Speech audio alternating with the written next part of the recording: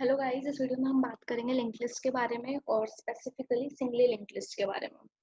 तो link list है क्या? लिंक लिस्ट एक डेटा स्ट्रक्चर है एरेज की तरह। एरेज में हमारे पास इंडेक्स बेस्ड स्ट्रक्चर होता था।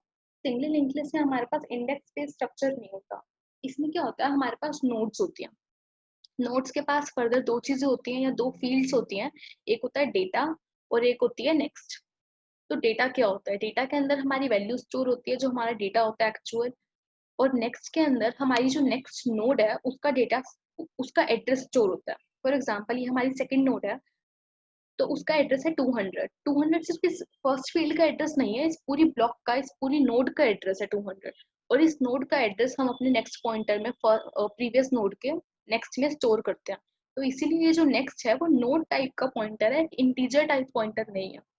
क्योंकि ये सिर्फ इस इंटीजर को पॉइंट नहीं कर रहा है, ये इस पूरी नोड को पॉइंट कर रहा है। इसीलिए इस नेक्स्ट का जो टाइप है वो नोड है, नोड पॉइंटर टाइप का है। तो हमें इन सब की जरूरत क्यों पड़ी? तो एरे में तो हमें पता है कि अगर first element ARR of 0 address 100 पे पड़ा है, तो हमें पता है कि नेक्स्ट जो वैल्यू है वो इमीडिएटली वनथ इंडेक्स पर ही पड़ी होगी और उसका एड्रेस 104 ही होगा, क्योंकि एरे जो है कॉन्टिजुअस ब्लॉक डेटा स्ट्रक्चर है। सिंगल लिंक लिस्ट में ये कॉन्टिजुअस नहीं होता। कॉन्टिजियस नहीं होता, इसका कहने का मतलब ये है कि अगर हमारी फर्स्ट नोड 100th एड्रेस पे पड़ी है, तो नेक्स्ट नोड जरूरी नहीं कि इसका जो एड्रेस है प्लस इसका जो एड्रेस है वो स्टोर अगर हम ऐड कर दें उसके बाद जो एड्रेस आएगा वो जरूरी नहीं है कि नेक्स्ट नोड का एड्रेस वही हो, जैसे कि हम यहाँ पे देख रहे हैं। ऐसा क्यों होता है? क्योंकि लिंक लिस्ट जो है वो कॉन्टिन्यूअस डेटा स्ट्रक्चर है ही नहीं। इसीलिए हमें अगर अपनी लिंक लिस्ट को एक्सेस करना है या फर्स्ट नोड से अगर हमें किसी दूसरी नोड पर जाना है, तो हमें उसका एड्रेस पता होगा सेकंड नोड का, वरना तो हम जा ही नहीं सकते। क्योंकि अगर हमें सपोज फर्स्ट नोड है, हमें फर्स्ट नोड के बाद सेकंड नोड पर जाना है, या हमें ये पता लगाना है कि हमारी जो फर्स्ट नोड है उससे जो नेक्स्ट नोड है उसका डेटा क्या है, तो उसको हम एक्सेस कैसे करेंगे? उसके लिए एक लिंक होता है। और उसी लिंक को बनाने के लिए हमने अपना ये जो पॉइंटर है नेक्स्ट, जो कि नोड टाइप का है, इसको हम यूज करते हैं। तो ये हमारी लिंक लिस्ट होती है। तो हमने अभी तक ये पढ़ा, लिंक लिस्ट एक लीनियर डेटा स्ट्रक्चर है। सबसे बड़ी बात, लीनियर क्यों बोला है हमने? लीनियर इसलिए बोला क्योंकि हमारी जो करंट फर्स्ट नोड है इसके पास अपनी नेक्स्ट नोड का डेटा है, और जो सेकंड नोड है इसके पास अपनी थर्ड नोड का डेटा है। लेकिन इस नोड के पास अपनी प्रीवियस नोड का डेटा नहीं है। तो अगर इसके पास प्रीवियस नोड का डेटा नहीं है, सिर्फ एक नेक्स्ट नोड का नोड डेटा है, एड्रेस है, और इस नोड के पास अपनी नेक्स्ट नोड का एड्रेस है, इसीलिए ये एक लीनियर डेटा स्ट्रक्चर है। और इसीलिए इसको हम सिंगली लिंक लिस्ट बोलते हैं। ठीक है जी। नेक्स्ट अगर हम बात करें लिंक लिस्ट के हेड पॉइंटर की, ये जो मैं यहाँ पे लिखा हुआ है हेड का क्या मतलब है, तो हमारी लिंक लिस्ट की शुरुआत जिस नोड से हो रही है उसका एड्रेस हमें चाहिए होगा, क्योंकि सेकंड थर्ड फोर्थ का तो हमें मिल जाएगा अगर हमें स्टार्टिंग नोड का एड्रेस पता है तो। इसीलिए फर्स्ट नोड जो है हमारी लिंक लिस्ट की, उसका एड्रेस हम हेड में स्टोर करके रखते हैं। अगर हम अपने लिंक लिस्ट पे ट्रेवर्स करना है, अगर हमारे पास हमारा हेड है, तो हम हेड से फर्स्ट नोड ट्रेवर्स करेंगे, फर्स्ट से सेकंड, सेकंड से थर्ड और थर्ड से फोर्थ। तो ऐसे ऐसे करके हम अपने लिंक लिस्ट पे एक्सेस करते हैं। तो लिंक लिस्ट में हमने सबसे पहले दो चीजें पढ़ी, लीनियर डेटा स्ट्रक्चर क्यों है, क्योंकि फर्स्ट नोड के पास सेकंड का एड्रेस है, सेकंड के पास थर्ड का, लेकिन प्रीवियस का एड्रेस नहीं है, और इसीलिए इसको सिंगल लिंक लिस्ट भी बोलते हैं। डबल लिंक लिस्ट में क्या होता है कि ये जो हमारी नोड है इसके पास अपनी प्रीवियस का एड्रेस भी होता है, दो फील्ड्स की जगह तीन फील्ड्स हो जाती है। यहाँ पर एक लेफ्ट टिक और ब्लॉक लगा देंगे, और प्रीवियस अगर मैं उसका नाम रख दूंगी तो उसके पास एड्रेस जो स्टोर होगा वो 100 होगा। कहने का मतलब क्या है कि अगर मैं यहाँ पर एक और फील्ड लगा दूं ऐसे, और यहाँ पर अगर सपोज मैंने लिख दिया 100, तो ये जो लिंक लिस्ट बनेगी वो डबल लिंक लिस्ट बन जाएगी। लेकिन यहाँ पर क्योंकि ऐसा नहीं है, यहाँ पर हमारे पास सिर्फ नेक्स्ट नोड का एड्रेस है, इसलिए इसको सिंगल लिंक लिस्ट बोलते हैं। तो सिंगल लिंक लिस्ट का हम लोग अब बात करेंगे इसके इम्प्लीमेंटेशन की, इसको इम्प्लीमेंट हम कैसे करेंगे कोड के थ्रू। लेकिन उससे पहले आई एम श्योर आपको अगर समझ नहीं आया है तो ये वीडियो दोबारा स्टार्ट करो और दोबारा से देखो कि लिंक लिस्ट में मैंने अभी जो जो बताया, इसको लीनियर क्यों बोलते हैं, सिंगल लिंक लिस्ट क्यों बोला, नोड्स कैसे बनेंगी, वो सब हम कोड्स में देखेंगे। तो अगर हम बात करें कोड की, तो सबसे पहले तो हमने देखा हमारी जो लिंक लिस्ट है उसके अंदर हमें नोड को इम्प्लीमेंट करना पड़ेगा। उसको इम्प्लीमेंट करने से पहले मैं आपको एक चीज बताना चाहूंगी कि यहाँ पर अगर आप देख रहे होंगे मैंने जो फाइल इंक्लूड करी है, मैंने आईओ स्ट्रीम नहीं यूज करी। वो क्यों नहीं यूज करी उसका रीजन मैं आपको बताना चाहूंगी। हमने देखा है सी प्लस प्लस में हम आईओ स्ट्रीम जो फाइल होती है वो यूज करते हैं, that is input output stream. वो क्यों यूज करते हैं? क्योंकि जो सी इन सी आउट हम सी प्लस प्लस में यूज करते हैं, उनकी डेफिनेशन जो होती है वो उस आईओ स्ट्रीम फाइल में दी होती है।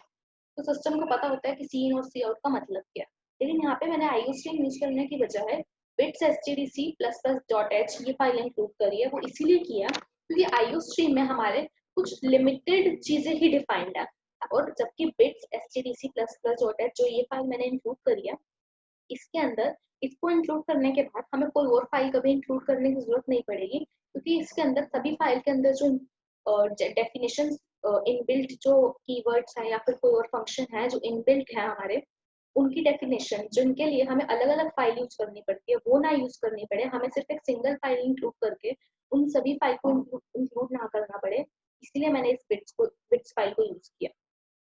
तो अगर सपोज जैसे मैं एग्जांपल देती हूँ, अगर हमें दो एलिमेंट्स है उनका, उनमें से बड़ा कौन सा है या मैक्सिमम कौन है हमें वो पता करना है। तो हमें पता है सी प्लस प्लस में हमारे पास एक इनबिल्ट फंक्शन होता है मैक्स ऑफ, उसके हमें आर्गुमेंट्स देते हैं ए कॉमा बी, तो एक इनबिल्ट फंक्शन है, तो उसके लिए हम लोग शायद एल्गोरिथम फाइल जो एक्स्ट्रा वो इंक्लूड करते हैं। तो अगर हम बिट्स वगैरह यूज करेंगे सिर्फ, तो हमें अलग से उस फाइल को इंक्लूड नहीं करना पड़ेगा, क्योंकि इसके अंदर ऑलरेडी सभी डिफाइंड है, इसलिए मैंने आईओ स्ट्रीम की जगह इस फाइल को इंक्लूड किया। ठीक है, तो अब हम बात करते हैं लिंक लिस्ट को इम्प्लीमेंट करने की। सबसे पहले लिंक लिस्ट को इम्प्लीमेंट करने के लिए हमें नोड के बारे में डिफाइन करना पड़ेगा, क्योंकि नोड जो है हमने खुद डिफाइन किया, एक यूजर डिफाइंड डेटा स्ट्रक्चर में डेटा टाइप जो यहाँ पे मैंने बनाया है। नोड के पास मैंने बताया दो चीजें होंगी, एक डेटा और एक नेक्स्ट। डेटा जो है हमारा उसका डेटा टाइप इंट होगा, क्यों होगा, क्योंकि मेरी जो लिंक लिस्ट है उसके अंदर मैं अपना जो डेटा है वो इंटीजर टाइप का स्टोर करा रही हूँ। अगर आपको कैरेक्टर टाइप का स्टोर कराना है तो इस डेटा का जो डेटा टाइप होगा वो कैरेक्टर टाइप का होगा या फिर कैर होगा। ठीक है, तो नेक्स्ट चीज हमारी थी नेक्स्ट। नेक्स्ट बेसिकली क्या था, हमारी नेक्स्ट नोड का एड्रेस स्टोर करेगा, तो इसीलिए उसका डेटा टाइप जो होगा वो नोड पॉइंटर होगा। और सबसे इंपॉर्टेंट चीज, हमें इनको पब्लिक करना बहुत जरूरी है, क्योंकि बाय डिफॉल्ट जो होता है ये सारे प्राइवेट होते हैं डेटा मेंबर्स। तो अगर हमने इनको पब्लिक नहीं करा तो ये प्राइवेट होंगे बाय डिफॉल्ट, और हम इनको अपनी क्लास के बाहर फिर इनको यूज नहीं कर पाएंगे, तो वो एरर शो करेगा कि हम नहीं जानते कि डेटा क्या है या फिर नेक्स्ट क्या। इसीलिए मैंने यहाँ पे इसको पब्लिक कर दिया। नेक्स्ट, अगर मैं बात करूं इसकी, तो अगर आपको मैंने कोर्स में प्री रिक्विजिट में सी प्लस प्लस लिखा है, तो मैं ये मान के चल रही हूँ सबको सी प्लस प्लस अच्छे से आती है, उस वगैरह के कंसेप्ट। तो यहाँ पर ये जो मैंने फंक्शन लिखा है ये कंस्ट्रक्टर फंक्शन है। कंस्ट्रक्टर फंक्शन का जो नेम होता है वो क्लास का नाम ही होता है। आर्ग्यूमेंट पास करा हमने हमने क्या करा इस कंस्ट्रक्टर फंक्शन में, जैसे ही नोड बनेगी तो उसके अंदर जो डेटा है वो यूजर देगा, तो मैंने इस कंस्ट्रक्टर फंक्शन में एक इनपुट पास करा या एक आर्ग्यूमेंट पास करा जो उस नोड की डेटा में डलेगा। तो मैंने डेटा में उस वैल्यू को डाला यूजर से लेके। उसके बाद उसका जो नेक्स्ट है, मतलब अभी अगर मैं करंट नोड की बात करूँ तो मैं पॉइंट नहीं करा रही किसी नेक्स्ट नोड पे, तो उसका जो नेक्स्ट है वो किसी को पॉइंट नहीं कर रहा होगा, तो इसलिए मैंने उसको नल कर दिया। ठीक है जी, तो इतना मुझे यकीन है आपको समझ आ गया होगा कि हमने जो नोड क्लास है वो कैसे इम्प्लीमेंट करी है। उसके बाद अगर मैं बात करूँ मेन फंक्शन की लिंक लिस्ट को मुझे इम्प्लीमेंट करना, तो मैं क्या करूँगी, अपना टेक इनपुट फंक्शन यहाँ पे कॉल करूंगी। टेक इनपुट फंक्शन बेसिकली हमारे से लिंक लिस्ट के एलिमेंट्स यूजर से एंटर कराएगा और हमें अपने उस लिंक लिस्ट का हेड रिटर्न कर देगा। तो अगर मैं टेक इनपुट फंक्शन की बात करूँ, तो टेक इनपुट फंक्शन हमारी लिंक लिस्ट का हेड रिटर्न करेगा, इसलिए इसका रिटर्न टाइप मैंने रखा नोड पॉइंटर। इसमें सबसे पहले मैंने अपनी वैल्यू एंटर कराई जो कि मेरी लिंक लिस्ट की फर्स्ट नोड की वैल्यू होगी, और मैंने हेड को अभी के लिए नल कर रखा, क्योंकि सपोज अगर मेरा फर्स्ट नोड का जब मैं एंटर कर रही हूँ वैल्यू, तो मैंने सपोज -1 एंटर कर दिया। एक चीज और मैंने क्या करा, मैंने बताया कि एरेज में क्या होता है, साइज लिमिटेड होता है। मैंने सपोज 5 साइज का एरे बनाया तो मैं 5 ही एलिमेंट्स एंटर करूंगी, लेकिन लिंक लिस्ट में क्योंकि मैं साइज स्पेसिफाई नहीं कर दी, तो हमें कोई एक टर्मिनेटिंग कंडीशन बतानी पड़ेगी सिस्टम को, कब तक वो हमसे यूजर को जो है इनपुट लेता रहेगा। तो मैंने यहाँ पे टर्मिनेटिंग कंडीशन ये लगाई है, क्योंकि मैंने यहाँ पे इंटीजर टाइप का डेटा स्टोर करा रही हूँ अपने लिंक लिस्ट में। तो मैंने ये कहा कि जब तक मैं -1 एंटर ना करूँ तब तक मेरे से लिंक लिस्ट के एलिमेंट्स लेते रहो। जैसे मैंने अपनी लिंक लिस्ट जो बनाई थी 1 2 3 4 ये बनाई थी, तो 4 के बाद अब मुझे रुक जाना है, मुझे और एलिमेंट्स मैं चाहती हूँ नहीं ले, तो मैं 4 के बाद -1 एंटर कर दूंगी और वो हमसे एलिमेंट्स लेना बंद कर देगा। तो इसमें यहाँ पे क्या हो रहा है, इस फंक्शन में मैंने अपनी फर्स्ट वैल्यू एंटर करी, हेड को इनिशियलाइज कर दिया नल से। अब सपोज मेरी लिंक लिस्ट एम्प्टी होती तो मैं फर्स्ट टाइम जब यूजर से डेटा एंटर करती तो -1 एंटर कर देती। तो मैंने इस लूप में यही कंडीशन लगाई है कि जब तक मैं -1 एंटर ना करूं तब तक इस लूप के अंदर जाते रहो। अब सपोज मैंने -1 एंटर कर दिया तो उस लूप के अंदर जाएगा ही नहीं और सीधा हेड रिटर्न कर देगा, जो कि अभी नल है, तो हमारी एम्प्टी लिस्ट होगी उस टाइम पर। लेकिन सपोज अगर मैं -1 अभी एंटर नहीं कर रही, मैंने कोई वैल्यू एंटर करी, जैसे कि मेरे एग्जांपल में था 1, तो मैंने फर्स्ट वैल्यू एंटर करी 1, तो वो इस लूप के अंदर आएगा। सबसे पहले जो हमने वैल्यू एंटर करी है 1, उससे हमें अपनी नोड बनानी पड़ेगी पहले तो हम नोड कैसे बनाएंगे? डायनेमिक एलोकेशन के थ्रू। अगर आपने C++ पढ़ी है अच्छे से तो आई एम श्योर आप सबको पता होगा कि डायनेमिक एलोकेशन हम लोग कैसे करते हैं। तो डायनेमिक एलोकेशन जब भी हम करते हैं, हम न्यू कीवर्ड का यूज करते हैं। यहाँ पे डेटा टाइप स्पेसिफाई करते हैं, और कंस्ट्रक्टर फंक्शन में अगर हमने कोई आर्ग्यूमेंट पास किया है तो उस आर्ग्यूमेंट की वैल्यू पास करेंगे।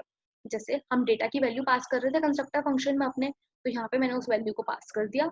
और क्योंकि डायनेमिक एलोकेशन हीप पे होता है, तो उसको हम एक्सेस कैसे करते हैं? पॉइंटर के थ्रू। और यहाँ पे ये वही पॉइंटर को स्पेसिफाई कर रहा है जिसका नाम मैंने न्यू नोड दे दिया। नोड पॉइंटर टाइप का है, इसका जो डेटा टाइप है वो नोड पॉइंटर मैंने लिखा। अब मैंने क्या कहा नोड बनाने के बाद कि अगर हमारा हेड नल है, कहने का मतलब ये है जब मैंने फर्स्ट अपनी डेटा वैल्यू एंटर करी लिंक लिस्ट की सपोज 1, तो हमारा उस टाइम पे हेड तो नल होगा ही। ये इंडिकेट करेगा कि हमने जो डेटा एंटर करा है वो फर्स्ट नोड का डेटा है, और हेड जो है हमारी लिंक लिस्ट की फर्स्ट नोड को पॉइंट करेगा। तो उस केस में हमारी ये जो न्यू नोड जिस नोड को पॉइंट कर रही है, हमारा हेड भी उसी नोड को पॉइंट करेगा। इसलिए हमने ये कंडीशन लगाई है कि अगर हेड नल है तो हेड जो है उसमें न्यू नोड डाल दो। अगर आप सपोज एल्स में वो जाएगा ही नहीं, अब जब हम अपनी नेक्स्ट सेकंड वैल्यू एंटर करेंगे, इफ एल्स के बाद हम फिर से वैल्यू एंटर करेंगे, मैंने एंटर करी वैल्यू 2, तो वो इस लूप के अंदर आया, फिर से उसने फिर से 2 को यूज करके अपनी नोड बनाई। अब हमें पता है कि हेड नल नहीं है क्योंकि हमारी फर्स्ट नोड जो थी वो 1 थी और हेड उसको पॉइंट कर रहा है, तो हमारा हेड तो नल है नहीं। अगर हेड नल नहीं है तो अब हमें हेड को तो कुछ करना ही नहीं, क्योंकि हेड हमेशा सिर्फ फर्स्ट नोड को ही प्रिंट करेगा। अब हमें अपनी सेकंड नोड को जो है बना दिया हमने, लेकिन हमें एक चीज और करनी है कि जो फर्स्ट नोड है उसका जो नेक्स्ट था, उसमें अपनी ये जो नई नोड बनी है उसका एड्रेस हमें डालना है। तो उसके लिए हम क्या करेंगे? अपना ये लूप यूज करेंगे। हमारा हमने क्या करा, टेम्परेरी पॉइंटर लिया, उसमें हमने हेड को डाला। हमने कहा टेम्प को फर्स्ट नोड से स्टार्ट करो और उस पॉइंट तक जाते रहो जब तक हमारी नोड का नेक्स्ट जो है वो नल नहीं हो जाता। हमें पता है नोड का नेक्स्ट तब नल होता है जब वो लास्ट नोड पर पहुंचता है। तो अगर हम सपोज अपनी थर्ड नोड का डेटा हमने एंटर करा और हमें थर्ड नोड का सेकंड नोड के नेक्स्ट से कनेक्ट करना है, सेकंड नोड के नेक्स्ट में हमें अपनी थर्ड नोड का एड्रेस डालना है, तो हम इस लूप को यूज करेंगे। अपनी फर्स्ट नोड से स्टार्ट करेगा 10, और 10 तब तक मूव करता रहेगा नेक्स्ट नोड पे जब तक उस नोड का नेक्स्ट नल नहीं हो जाता। तो फर्स्ट नोड पर अगर टेम्प आया, उसका नेक्स्ट नल नहीं है, तो टेम्प जो है सेकंड नोड पर जाएगा। सेकंड नोड का नेक्स्ट तब नल है तो वो रुक जाएगा और उस लूप के बाहर आ जाएगा। और अब इस वक्त जब वो लूप से बाहर आया तो हमारा टेम्प हमारी सेकंड नोड को पॉइंट कर रहा होगा। और हमें पता है सेकंड नोड को थर्ड से कनेक्ट करने के लिए टेम्प का जो नेक्स्ट है उसमें हमें अपनी थर्ड नोड का एड्रेस डालना है। और थर्ड नोड का एड्रेस किसके पास है? न्यू नोड के पास, क्योंकि जब हमने न्यू नोड बनाई थी तो उसको किसको पॉइंट कराया था? न्यू नोड से। इसलिए हमने हमारी सेकंड नोड के नेक्स्ट में इस न्यू नोड को डाल दिया। और ऐसे ऐसे हमारा ये लूप चलता जाएगा जब तक हम -1 एंटर नहीं करते। जैसे ही -1 हमने एंटर किया, वो इस लूप से बाहर निकल जाएगा और हमारा जो हेड है, हमारी लिंक लिस्ट का जो हेड पॉइंटर है उसे रिटर्न कर देगा, जो कि फर्स्ट नोड को पॉइंट कर पाएगा। अब हमने मेन में हेड मिल जाएगा अपने लिंक लिस्ट का जो हेड है। अब सपोज मैं चाहती हूँ कि मेरी लिंक लिस्ट जो है वो प्रिंट भी हो जाए, तो मैंने उसके लिए क्या करा, प्रिंट फंक्शन कॉल कर दिया। इस प्रिंट फंक्शन में क्या हो रहेगा, हमारी लिंक लिस्ट प्रिंट होगी। तो प्रिंट करने के लिए हमारी लिंक लिस्ट को हमें उस लिंक लिस्ट का हेड चाहिए होगा, तो मैंने उसको हेड दे दिया। हेड का data type note pointer type का होगा। अब मैंने उसे क्या कहा, जब तक हमारी लिंक लिस्ट का हेड नल नहीं हो जाता तब तक इस लूप के अंदर आ जाओ। ऐसा मैंने क्यों लिखा? क्योंकि सपोज मेरी अगर लिंक लिस्ट ही एम्प्टी है, मेरी लिंक लिस्ट में कोई एलिमेंट प्रेजेंट नहीं है, तो लिंक लिस्ट का जो हेड है वो नल होगा, तो उसे कुछ प्रिंट करना ही नहीं है, तो वो इस लूप के अंदर नहीं जाएगा, वो डायरेक्टली रिटर्न कर जाएगा।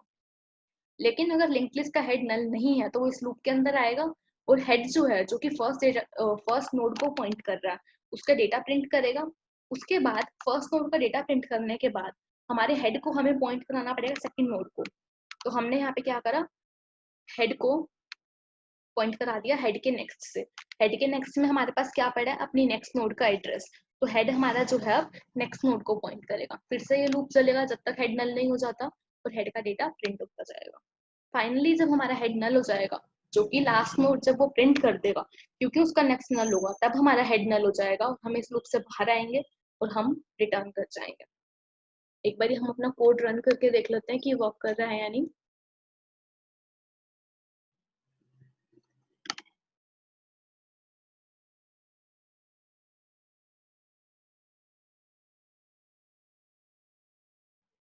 जैसे मैंने यहाँ पे अपना डेटा वैल्यूज एंटर कर रही हूँ 1 2 3 4।